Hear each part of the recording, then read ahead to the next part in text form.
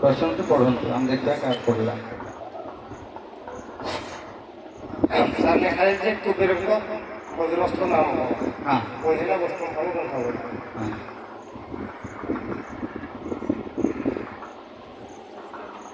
कोई परिए प्रश्न पढ़ो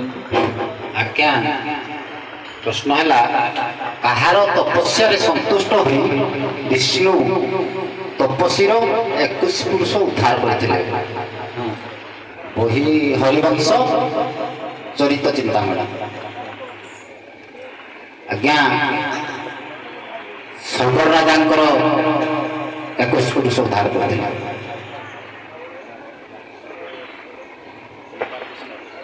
प्रश्न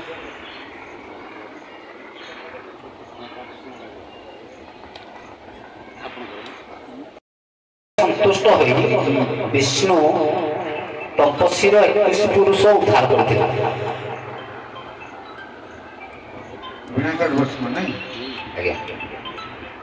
तो प्रमाण कौन प्रमाण बही हूँ हरिवंश चरित चिंतामणि हाँ धन्यवाद प्रश्न उत्तर ठीक है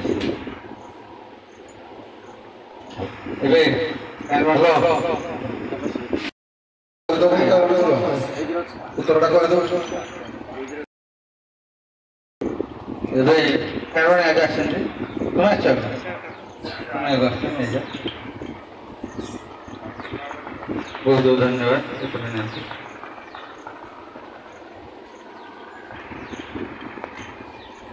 ନିଅନ୍ତୁ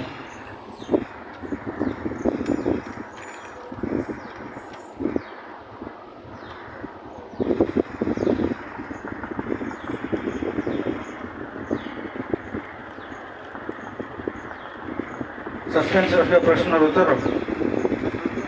नहीं जो प्रश्न है उत्तर सस्पेंस रखते उत्तर कहीदबा जहाँ पचार मीनाक्षर को जहाँ पचार किए पचार यहाँ कही सारंतु ठीक है आज्ञा प्रश्न है याज्ञवल्क्य ऋषि रेतरे भौणी कंसारिका गर्भवास हो गोटे पुत्र संतान जन्म कले से ही पुत्रर नाम पिपलाद से पुत्रर नाम पिपलाद कहीं बहिष्कंदपण आज्ञा जिते बेले सहित याज्ञवल्क्य स्नान करुले ऋतु से पान कले तेणुक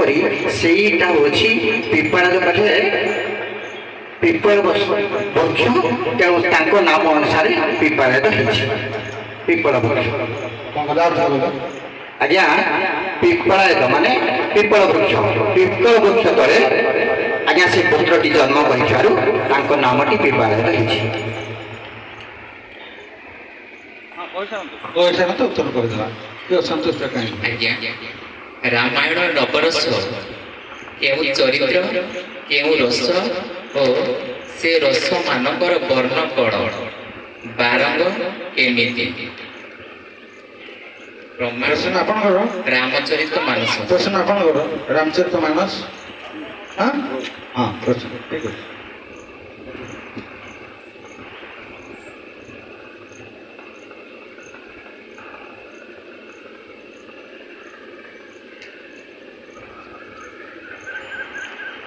आज्ञा सात कांड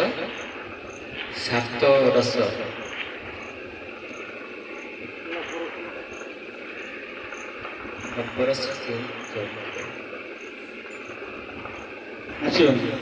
धन्यवाद एबे आमे देइथिबा प्रश्नर उत्तर कहि रखिबा आपण का असंतुष्ट हेबे कहीं लास्ट रे कहिले कोन तो आगे प्रश्न थिला आपण सेपटे कोन कुबेरंकर वज्रस्त्र नाम कौन तार उत्तर है प्रफुल्ल वैष्णव प्राणी ग्रंथावली 388 पृष्ठा धन्यवाद अपन प्रश्न पेपर को जाइछला मोर कहार 21 पुरुष उद्धार करथिले प्रभु नहीं प्रहलाद 21 पुरुष धन्यवाद एबे रहिला काढणी जी काय पडती ଯାଜ୍ଞବଲ୍କ୍ୟ ଋଷିଙ୍କ ରାତାରେ ତାଙ୍କ ଭଉଣୀ କଂସାରିକା ଗର୍ଭବାସ ହୋଇ ଗୋଟିଏ ପୁତ୍ର ସନ୍ତାନ ଜନ୍ମ କଲେ। ସେହି ପୁତ୍ରର ନାମ ପିପ୍ପଳାଦ। ସେ ପୁତ୍ର ନାମ ପିପ୍ପଳାଦ କାହିଁକି ହେଲା? ସେ ପୁତ୍ର ପିପ୍ପଳ ଗଛର କ୍ଷୀରକୁ ପାନ କରି ବଞ୍ଚିବାରୁ ତାର ନାମ ପିପ୍ପଳାଦ ରଖାଗଲା। କହିଲା ସ୍କନ୍ଦ ପୁରାଣ ରେବାଖଣ୍ଡ 13 ପୃଷ୍ଠା।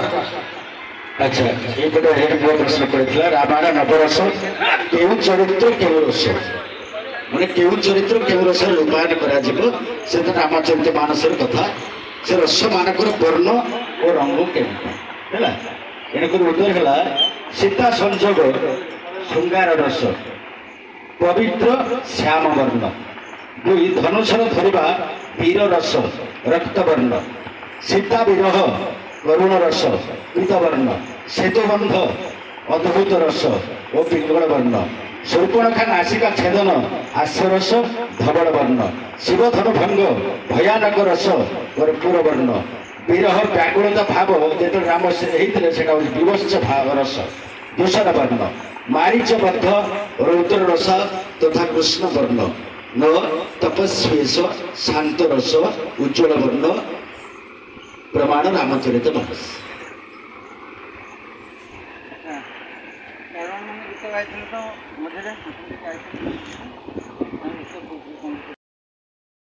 ଉତ୍ତର ହୁଏ ସେଠି ଆମର ବିଚାରପତି ମାନେ ଭୋଗୀ ଦଉଥିଲେ ଯେ ଏଇ ଜାଗାରେ ଉତ୍ତର ହେଲା, ତେଣୁ ଅଧିକ କିଛି ଅସୁବିଧା ହବନି ବୋଲି ମୁଁ ଅନୁଭବ କରୁଛି। ତେଣୁ ମୁଁ ଆମର ବିଚାରପତି ଆଜି 3 ଜଣ ସାର୍ ବିଚାର କରୁଥିଲେ, ବାମଦେବ ବଳିଆର ସେନ, ସାତ୍ୱିକ ନାୟକ ମହୋଦୟ ଏବଂ ତ୍ରିପୁର କୁମାର ଜେନା ମହୋଦୟ। ମୁଁ এই 3 ଜଣ ବରିଷ୍ଠ ବିଚାରପତିଙ୍କୁ ଆମନ୍ତ୍ରଣ ରଖିଥିଲି ଆମ ମଞ୍ଚରେ ଆସି ବିଚାରପତି ଅଭାବରେ 2 ଦଣ୍ଡପାଟିର କଳାକୁ ଅନୁଭବ କରି ତାଙ୍କୁ ପରିବେଷଣ କରିବାରେ ସାହାଯ୍ୟ କରିବେ ଏବଂ ଆମକୁ ମଧ୍ୟ ସାହାଯ୍ୟ କରିବେ ବୋଲି ଅନୁରୋଧ ରକ୍ଷା କରି 3 ମହୋଦୟ ଆସି ଆମ ମଞ୍ଚରେ ଉପସ୍ଥିତ ହୋଇ ରାତ୍ରି ସାରା ଉଜାଗର ଉଭୟ ଦଣ୍ଡପାଟିର କଳା, ନୃତ୍ୟ, ଗୀତ ଏବଂ ପ୍ରଶ୍ନ ଉତ୍ତରକୁ ତନ୍ନ କରି ଦେଖିଛନ୍ତି। ସେ ଅନୁଯାୟୀ ସେ ମୂଲ୍ୟାଙ୍କନ କରିଛନ୍ତି। ତେଣୁ ବେଶୀ କାଳ ବିଳମ୍ବ ନ କରି ମୁଁ ଅନୁରୋଧ ରଖିବି ଆମର ବିଚାରପତି ମହୋଦୟମାନଙ୍କୁ ତାହା ସର୍ବସାଧାରଣରେ ପରିପ୍ରକାଶ କଲେ ଦର୍ଶକମାନଙ୍କର ଯେଉଁ ଆଗ୍ରହ ଉତ୍କଣ୍ଠା ଅଛି ତାହା ପୂରଣ ହୋଇଯିବ। ଆଉ ତାପରେ ଆମେ ଆଜିର କାର୍ଯ୍ୟକ୍ରମକୁ ସମାପ୍ତ କରିବା ବୋଲି ମୁଁ ଆଶା ରଖୁଛି। ଧନ୍ୟବାଦ। ଆଉ ଜଣେ ମହାନ ବ୍ୟକ୍ତିଙ୍କୁ ଧନ୍ୟବାଦ ଦେବି, ଯିଏ ଆମର ସୋସିଆଲ ମିଡ଼ିଆ ଭାଇ ଜେରେକ୍ସ ଲିପୁ ଭାଇ। ସେ କାଲି ଏବଂ ଆଜି ଆସନ୍ତାକାଲି ମଧ୍ୟ ଆସିବେ। ସୋସିଆଲ ମିଡ଼ିଆରେ ଆମ ଏଇ ଗାଁରେ ଯେଉଁ ପ୍ରୋଗ୍ରାମ ହେଉଛି ତାଙ୍କୁ ଛାଡ଼ିବେ। ଆମେ ତ ଯାହା ଯେତିକି ଦର୍ଶକ ଏଠିକି ଆସିଛନ୍ତି ସେମାନେ ସିନା ଦେଖିଲେ, ବାହାରେ ଓଡ଼ିଶା ବାହାରେ ମଧ୍ୟ ଅନେକ ଦର୍ଶକ ୟାକୁ ଦେଖିପାରିବେ। ସେ ବ୍ୟବସ୍ଥା ମଧ୍ୟ ଲିପୁ ଭାଇ କରିବେ। ତେଣୁ ତାଙ୍କୁ ମଧ୍ୟ ଅଶେଷ ଧନ୍ୟବାଦ ଦେଉଛି।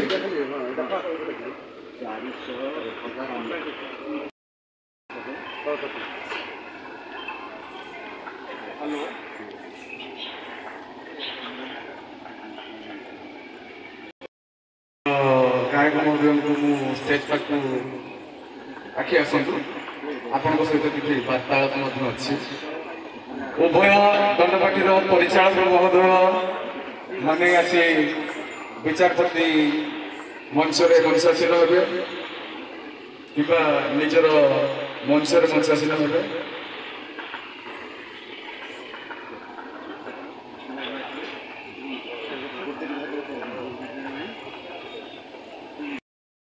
ଧନ୍ୟବାଦ। ଏବେ ମୁଁ ଅନୁରୋଧ ରଖିବି ଆମର ବିଚାରପତି ମହୋଦୟମାନଙ୍କୁ ଆଜିର ଫଳାଫଳ ଘୋଷଣା କଲେ ଦର୍ଶକମାନଙ୍କର ଉତ୍କଣ୍ଠାର ଅବସାନ ଘଟିବ ବୋଲି ମୁଁ ଆଶା ରଖୁଛି। ଜୟ ଶ୍ରୀ କପିଳଦେବ ସରାୟ ନମ। ସେଇ କପିଳଦେବ ମହାପ୍ରଭୁଙ୍କର श्री चरणारविंदरे कोटि कोटि प्रणाम करी आमे आजिर ये वादी प्रतियोगितार शेष पर्याय आम शेष पर्यायर फलाफल को घोषणा करने जाऊे ता पूर्व समस्त मंगल कामना पदे राधे तुम परिमुचन नौका बात बारिदम संभ्रमात हेलरी मग्ना भवे शुक्र तदा वसंत परिदधा माजहि बपो सामा समय रवणिरवं तनु तत्रहि समाच्छदितं तनु तत्रहि समाच्छदितं तनु तत्रहि समाच्छदितं सम्मान्य अपेक्षाकृत समस्त दर्शक बंधु एवं उपस्थित उभय दल कलाकार महोदय मैंने आपण चरित्र आपण कथा आपण गाथा आपण सुंदर उपस्थापन एवं आपण मनर भाषा को सुंदर भाव आमर सनातन भाई जी आम दंड कलाकार विशिष्ट दंड कलाकार तथा जड़े गुरु अल्प दिन भितर से निश्चित भाव ये आसन में बसवे सनातन बाबू सुंदर भाव बुझे देते आपण हृदय भाषा आपण निश्चक भाव कहते आशा करी हारिबा जितिबा कहीं जड़े निश्चित भाव हारी जाए कहीं जड़े जीति जाए प्रकृत में क्या कलाकार पक्षे आम कहबानी हारी से जीति कहीं कहली देख कलार चातुर्य मध्य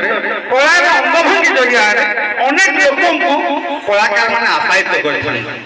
किए जोगी कर तो किए जोगियानी कर किए मेहनत कर तो किए मेहनत कर तेणु किसी ना किसी अंश कलाकार किसी अंश किसी कला चातुर्य आम हृदय को छुई आम मन को छुई दर्शक मान को छुई तेणु कलाकार जितेबाला हारीगला जितगला कह जाए प्रकृत में यह हारिबा जितवा नुहे यह एक शिक्षणीय पदार्थ शिक्षणीय द्रव्य शिक्षणीय कथा शिक्षणीय गाथा जहाँ कहले अत्युक्ति हेनी कहीं कला मूल्य कहीं दे पारे आज्ञा ये कला समाज को परिवर्तन करे आप जानती राजा दानवीर हरिश्चंद्र जड़े नीति आदर्श महात्मा से दानवीर हरिश्चंद्र नीतिटा जड़े कलाकार कला माध्यम परिवेशन करते ये कलाटा को जड़े राजा पुओ देखिले केड़े वीर केड़े योद्धा केड़े महर्षि निजर पुत्र पत्नी की बिक्री करदे राजा हरिश्चंद्र दान देले दक्षिणा देले पुत्र पत्नी बिक्री करदे छी आज ठारू मो राजपण दरकार नहीं ये से होचंती सिद्धार्थ जहाँ को आपण कहंतु गौतम बुद्ध से गौतम बुद्ध कलार चतुर्थ देखि राजपद को त्याग करदे अर्थात निजे बाबाजी हेले एशिया महादेश आलोक राजापणटा अधिक तेणु ये कलाकार कला को देखी ये कलाकार कला को देखी निजर राजकीय परिवेश को त्याग कर बाबाजी हेले तेणु कलाकार कहवा कलाकार समाज प्रति अनेक अवदान तेणु कलाकार हारे ना तो अनेक उदाहरण भितर आम उदाहरण को जीवानी सीधा सीधा जी आप अपेक्षारत अच्छा तेणु आज जो नृत्य गीत एवं स्वांगरे आम शेष पर्यायर उपनीत हेले से शेष पर्याय सुधा तीन जन विचारक महोदय क्षुद्र मस्तिष्क कह विकसित कहबेनि कारण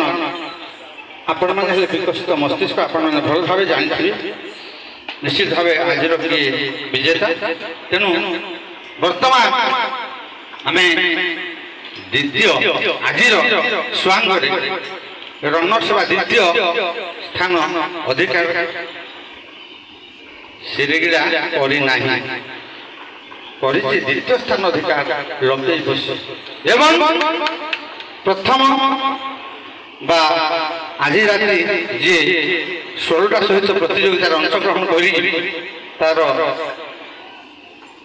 कला को प्रतिपादन कर सी होती श्रीगिड़ा आज रनर्स जदि नंबर कहवा तेरे ସର୍ବ ସମ୍ମୁଖରେ ତିନି ଜଣ ଯାକର ବିଚାର କ୍ରମେ ଶ୍ରୀଗିରା 166 ଏବଂ ଲୋକେ ବସି 162 ନମ୍ବର ରଖି ଆଜିର ଛୁଆଙ୍କୁ ଏଠି ପରିସମାପ୍ତି କରିଛନ୍ତି। ଆଶା କରିବି ସମସ୍ତଙ୍କର ଭଗବାନ ମଙ୍ଗଳ କରିବେ। ଆଜିର এই ବର୍ଣ୍ଣାঢ୍ୟ ପରିବେଶକୁ ଏଇଠି ସାଙ୍ଗ କରି ମୁଁ ସମସ୍ତଙ୍କୁ ମୋର ଅନ୍ତର ଗଭୀର ପ୍ରଦେଶରୁ ପୁନର୍ବାର ପ୍ରଣାମ କରି ଆଜିର ସ୍ୱାଙ୍ଗ ଶେଷ କରୁଛି। ଧନ୍ୟବାଦ।